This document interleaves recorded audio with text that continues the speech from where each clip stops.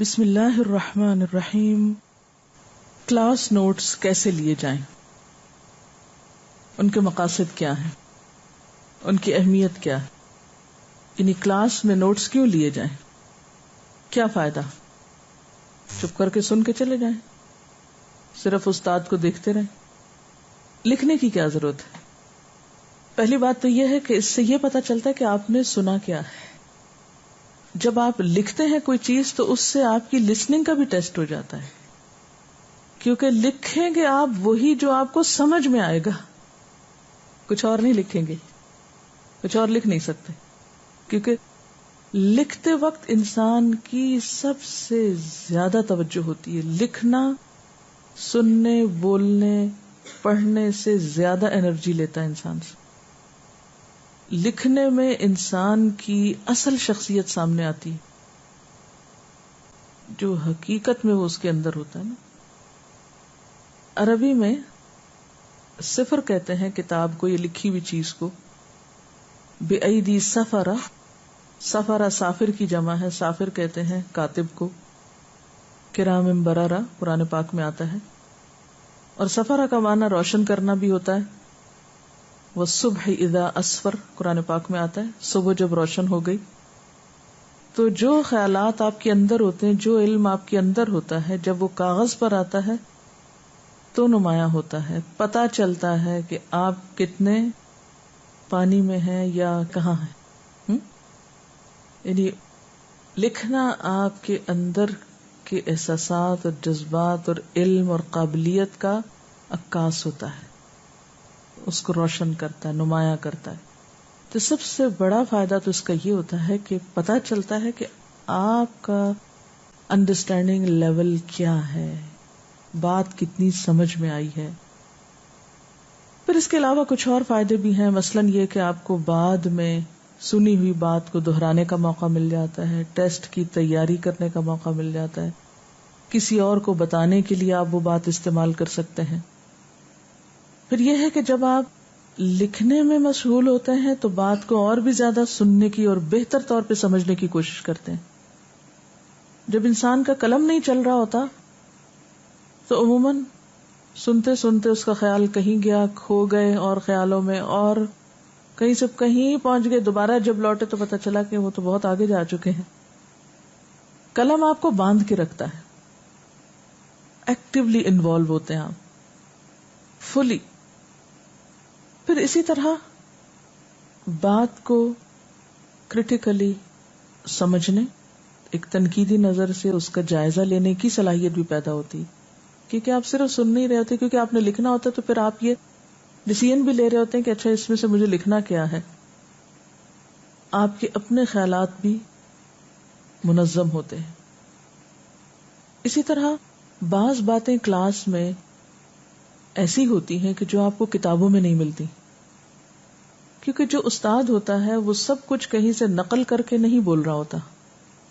استاد ہوتا ہی وہ شخص ہے جو یہ صلاحیت رکھتا ہو کہ معلومات کو اپنے اندر جذب کر کے ایک نئی شکل میں پیش کر سکے. استاد وہ نہیں ہوتا کہ جو ایک جگہ سے پڑھ کے بس دوسری جگہ ریڈنگ کر کے سنا دے. تو کسی استاد یا کسی عالم کے پاس بیٹھ کر اس کی گفتگو سن کر اس ماحول میں جو ایک خاص قسم کی ذہنی ایکٹیویٹی ہوتی ہے، وہ اس کے بعد استاد کے اندر بھی وہ صلاحیت نہیں رہتی بعض اوقات علم دینے کی، اور اس ماحول کے بغیر وہ بات نکلتی بھی نہیں ہے اندر سے. یعنی وہ حکمت جو اللہ تعالی اس علم اور علم کے ساتھ استقامت اور صبر کے ساتھ انسان کو دیتا ہے، خاص ماحول میں وہ پیدا ہوتی. ہر چیز کے پیدا ہونے کا ایک وقت اور موسم ہوتا ہے نا. تو استاد کے اندر بھی جو علم ہوتا ہے اس کو نکھرنے اور پنپنے اور باہر آنے کے لیے بھی ماحول چاہیے ہوتا ہے. یعنی علم ہے آپ کے اندر، مثلا بہت سی باتیں مجھے معلوم ہیں لیکن وہ اندر کہیں دبی ہوئی ہیں. ہاں میں اس ایک خاص ماحول میں آتی ہوں جس میں خاموشی ہے، یکسو طالب علم ہے، سب اٹینٹو ہیں، دلچسپی لے رہے ہیں، ان کی آنکھوں میں ایک چمک ہے، وہ دھیان سے سن رہے ہیں، استاد کو فیلنگ آ رہی ہے کہ یہ لے رہے ہیں. تو پھر کیا ہوتا ہے، استاد کے اندر بھی ایک تلاطم ہونے لگتا ہے. اور استاد اتنا دیتا ہے جتنا لینے والے اس کو لے رہے ہوتے ہیں. اگر استاد دیکھتا ہے کہ شاگرد لکھ رہا ہے، قدر کر رہا ہے، علم کی جذب کر رہا ہے، سمجھ رہا ہے، تو وہ بھی اسی رفتار سے مزید دینا شروع کر دیتا ہے. اور وہ کچھ پھر اندر سے بعض اوقات نکلتا ہے گہرائی سے کہ جو عام حالات میں نہ استاد اپنے اندر سے خود نکالنے کی صلاحیت رکھتا ہے اور نہ ہی کہیں وہ نکل پاتا ہے. تو یہ اوقات اور لمحات بڑے قیمتی ہوتے ہیں. اس لیے سب باتوں کو صرف سننا ہی نہیں چاہیے، سن کر کچھ نہ کچھ لکھ لینا چاہیے، کیونکہ ہو سکتا ہے دوبارہ زندگی میں یہ وقت، یہ چانس، یہ موقع، یہ ماحول، یہ صحبت یہ نہ ملے، اور یہ بات دوبارہ زندگی میں کبھی سننے کو ہو سکتا نہ ملے. ایک خاص انوائرنمنٹ میں ایک خاص شخص پر ایک بات کیوں القاء ہوتی ہے؟ وہ نیوٹن کو ایک خاص وقت میں کیوں پتا چلا تھا؟ ایک خاص قانون فطرت کا ایک انوائرنمنٹ. تو یہ جو انوائرنمنٹ ہے اس وقت اس چار دیواری میں جو بیٹھ کے ہم بات کر رہے ہیں، یہی بات اگر ہم کسی باغ میں بیٹھ کے کریں گے تو شاید اس طرح نہ ہو، یا راہ چلتے ہوئے کریں گے تو اس طرح نہ ہو، یا تنہائی میں بیٹھ کے لکھنا چاہیں تو شاید اس طرح نہ لکھی جائے. تو ان لمحات کو آپ قلم کے ذریعے یا ان باتوں کو قلم کے ذریعے آپ کیا کرتے ہیں؟ محفوظ کر لیتے ہیں، اور پھر کبھی زندگی میں دوبارہ ان کو پڑھتے ہیں یا امتحان کے لیے پڑھتے ہیں تو وہ آپ کے علم میں مزید اضافے کا یا اس کو اسٹرینتھن کرنے کا موقع ملتا ہے. اور اس موقع پر آپ یہ فیصلہ بھی کر رہے ہوتے ہیں کہ آپ کو لیکچر سننا ہے یا نہیں سننا، کچھ سیکھنا ہے یا نہیں سیکھنا. تو اگر آپ واقعی سیکھنے کی نیت سے آتے ہیں تو پھر آپ لکھنے پر بھی توجہ دیں گے، اور لکھنا ہی دراصل فیصلہ کرے گا کہ آپ کس نیت سے یہاں بیٹھے اور کیا ارادہ ہے آپ کا. کیونکہ قرآن پاک میں سورت القلم آتی ہے، اللہ نے قلم کی قسم کھائی ہے، نون والقلم وما یسطرون، علم بالقلم کی بات آئی ہے، اللہ نے تعلیم دی ہے قلم کے ساتھ. تو قلم کا استعمال طالب علم کے لیے بے حد ضروری ہے. جو طالب علم قلم استعمال نہیں کرتا اور صرف حافظے پہ بھروسہ کرتا ہے وہ خطا کھاتا ہے.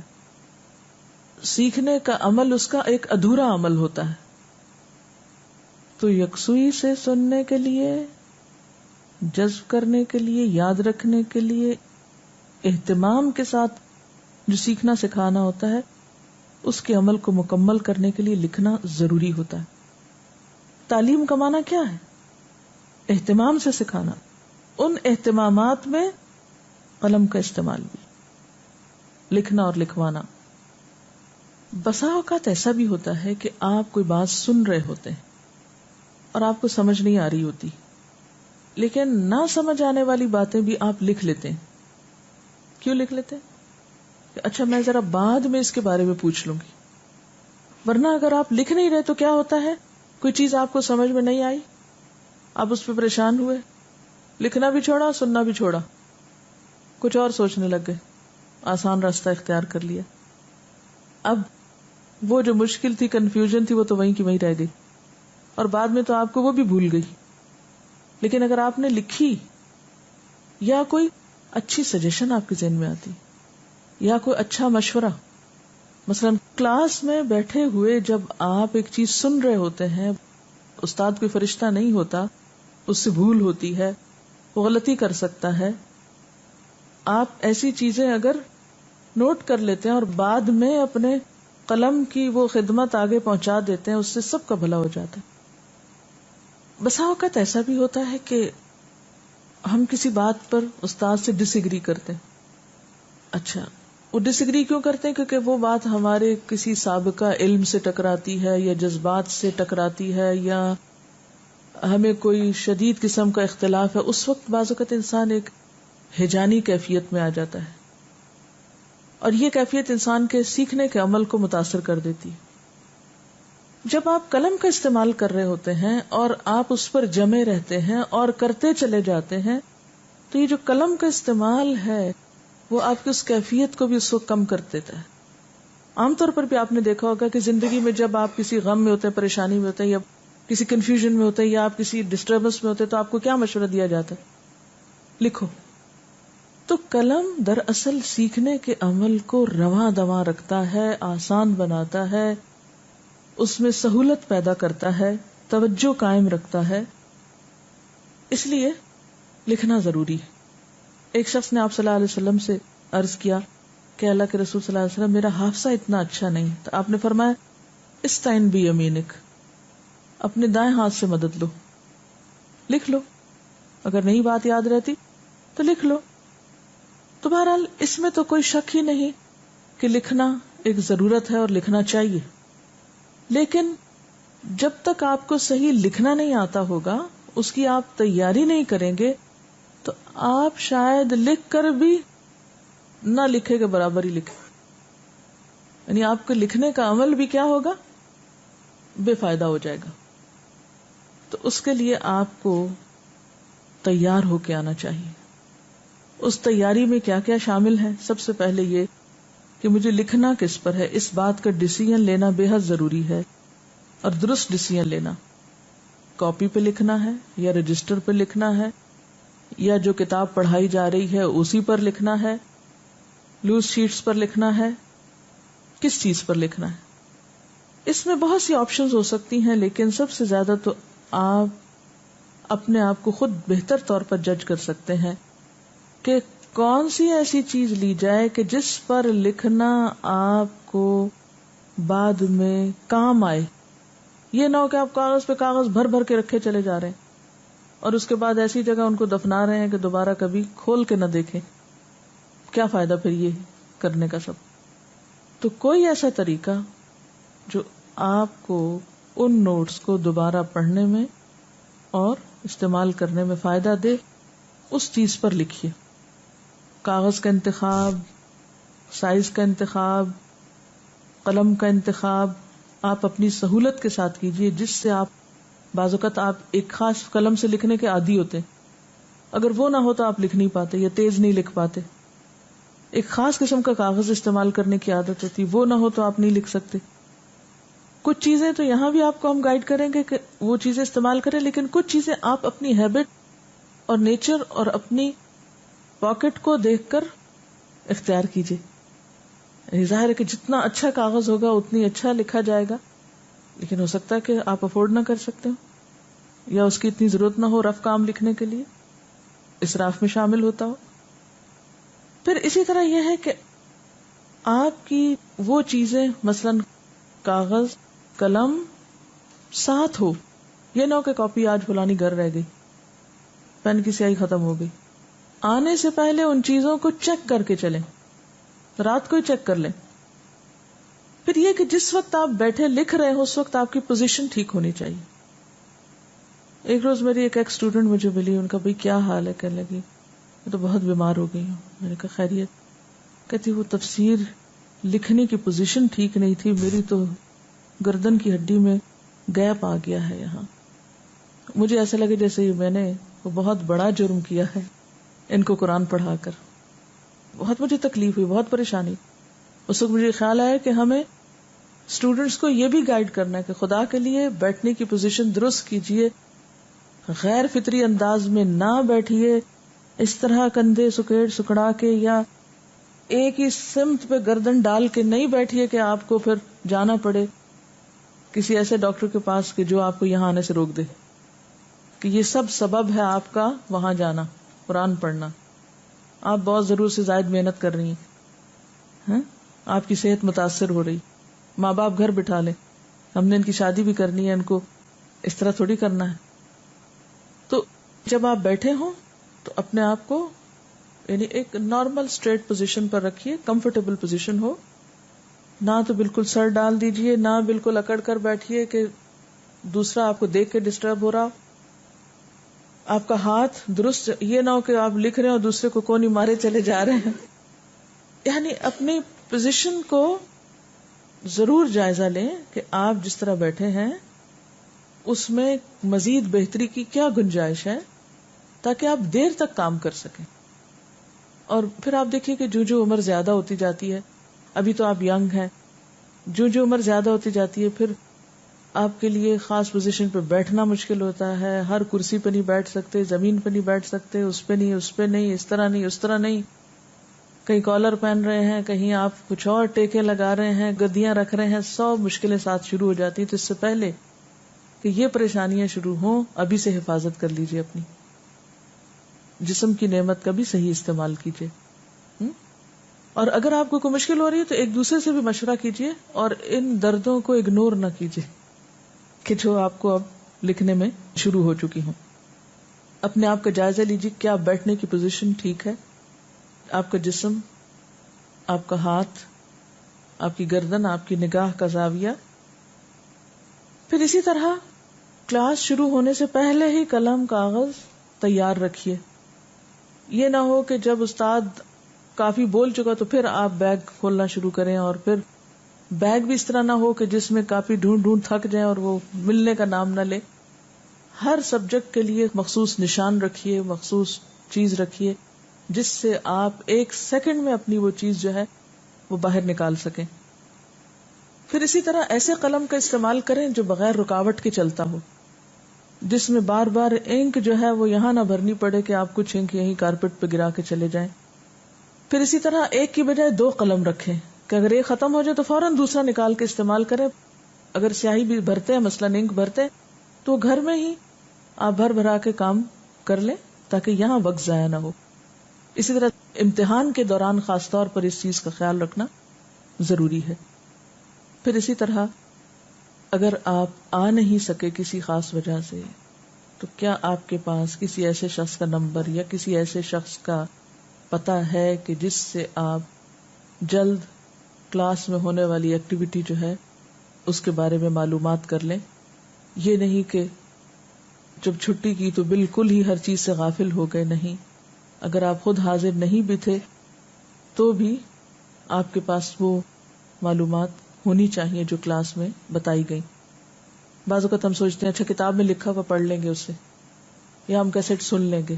نہیں، جو کلاس میں ہو رہا ہے اس کا علم ہونا بھی ضروری ہے، کیونکہ کلاس میں بعض اوقات دوران تدریس ایسی چیزوں کا بھی ذکر آ جاتا ہے جو براہ راست سبق سے متعلق نہیں ہوتی. ان باتوں کو آپ پھر الگ جگہ پر لکھیں گے. میں اپنی پچھلی کاپیز دیکھتے نا یونیورسٹی کے نوٹس، تو میرا ہمیشہ طریقہ یہ ہوتا تھا کہ لکھتے وقت جیسے کلاس میں رائٹ سائڈ پہ ایک حاشیہ یا مارجن چھوڑ دیتی تھی. جو تو لیکچر سے متعلق باتیں ہوتی تھی وہ ساری مارجن کے اس طرف، اور جو جوکس اور ذرا کلاس سے ڈائریکٹلی ریلیٹڈ باتیں نہیں ہوتی تھی لیکن بہرحال ایک شخص کی زندگی میں سیکھنے کے لیے کچھ ہے، اس میں سے آپ نے کچھ سائیڈ کی بات ایسی سیکھ لی تو وہ یہ جو سائیڈ ہے مارجن، اس پر آپ اس طرح کی باتیں بھی نوٹ کر سکتے ہیں. اچھا، یہ باتیں کیوں لکھی جائیں، یا ان کو کیوں نوٹ کر لیا جائے، یا ان کو بھی کیوں اہم سمجھا جائے؟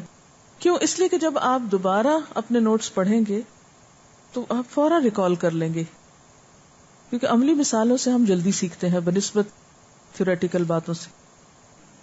اب یہ ہے کہ لکھتے وقت کن چیزوں کا خیال رکھنا چاہیے. نہیں، وہ تو تیاری تھی نا آپ کے کاغذ قلم کی. اب یہ کہ کن چیزوں کا خیال رکھنا چاہیے. سب سے پہلی بات تو یہ کہ اس طرح لکھیں کہ بعد میں پڑھ سکیں. یہ نہ ہو کہ لکھے موسیٰ پڑھے خود آئے. خدا نہیں ہے وہ، یعنی کوئی اور نہ پڑھ سکے، اس کو موسیٰ کو خود ہی پڑھنا ہے پھر آ کے. تو پھر اتنا تو لکھیں کہ موسیٰ خود بھی پڑھ سکے. بعض اوقات ہم ایسا لکھتے ہیں کہ خود بھی نہیں پڑھا جاتا. پھر یہ ہے کہ لکھنے سے پہلے اس دن کے صفحے پر یا صفحے کے آدھ پر یا نیچے جہاں سے بھی آپ شروع کریں اس دن کی تاریخ ضرور لکھیں. بسم اللہ سے آغاز کریں. مثلا اگر تفسیر لکھ رہے ہیں تو جس آیت سے تفسیر شروع ہو اس کا نمبر ضرور ڈالیں. 2 آیات کی تفسیر کے بیچ میں گیپ رکھیں، یعنی ایک آیت کے بعد دوسری آیت مثلا سرکل ڈال لیں یا کسی بھی طرح فاصلہ رکھیں. اگر آپ نمبر نہیں بھی ڈال سکتے کلاس میں بیٹھ کے کہ ہر دفعہ نمبر دیکھ کے پھر کیونکہ استاد نہیں بول رہا مشکل ہوتا ہے، تو آپ جہاں ایک آیت کی تفسیر ختم ہوئی وہاں پر آپ نے گول دائرہ ڈال لیا، پھر اگلی آیت، پھر گھر جا کے ان دائروں کے اندر نمبر بھی ڈال سکتے ہیں آپ. پھر اسی طرح یہ ہے کہ بعض اوقات آپ ہر چیز لکھ نہیں سکتے، لکھنے کی بجائے آپ چھوٹی چھوٹی کوئی ڈائیگرام وغیرہ یا خاص کوڈز استعمال کر سکتے ہیں. مثلا ایک لفظ کو لکھنے کے لیے آپ ٹرائنگل کا نشان بنا لیتے ہیں. کچھ الفاظ آپ جسے شارٹ ہینڈ کہتے ہیں یا آئیکونز بنا سکتے ہیں چھوٹے چھوٹے. ان چیزوں سے بھی کام لے سکتے ہیں. مثلا بڑے لفظ جو ہیں ان کو بار بار لکھنے کی بجائے ہلکے ہلکے بیچ میں، جسے آپ دیکھتے ہیں پہلے زمانے میں مثلا ایجپشن اسکرپچر کو پڑھیں یا آپ اور بعض اسکرپچرز کو پڑھیں تو اس میں بیچ میں تصویریں بھی ہوتی ہیں. اب اگر آپ میں سے کسی کا آرٹ بہت اچھا ہے یا وہ خاص مخصوص کوڈ اپنے لکھ کر خود پڑھنے کا عادی ہے تو ضروری نہیں کہ ہر چیز تحریر میں ہی ہو، کچھ چیزیں کوڈز میں بھی لا سکتے ہیں. جیسے انگریزی لکھتے وقت اب بہت سے لوگوں نے کو شارٹ کر لیا ہے، مثلا فور لکھنے کی بجائے فور لکھ دیتے ہیں، ٹو لکھنے کی بجائے دوسرا ٹو لکھا جا رہا ہے، یو لکھنے کی بجائے یو لکھا جا رہا ہے. تو اس سے کیا ہو رہا ہے، شارٹر ورژن ہو گیا نا، تیزی آ جاتی ہے. پھر تو اسی طرح انگریزی میں جیسے اب یہ چیز بہت عام ہو گئی ہے تو اردو میں بھی آپ اس کو کچھ مخصوص کوڈ آپ اپنے، کیونکہ کوئی کامن کوڈز تو ابھی یہاں نہیں ہے، لیکن اپنے اپنے طور پر آپ کچھ نہ کچھ اس میں بنا سکتے ہیں جن کو آپ خود واقعی بعد میں پھر کھول بھی سکیں. پھر اسی طرح اگر کوئی بات استاد ایسی بول رہا ہے کہ جو آپ کو سمجھ نہیں آئے، مثلا اسپیلنگ نہیں سمجھ آئے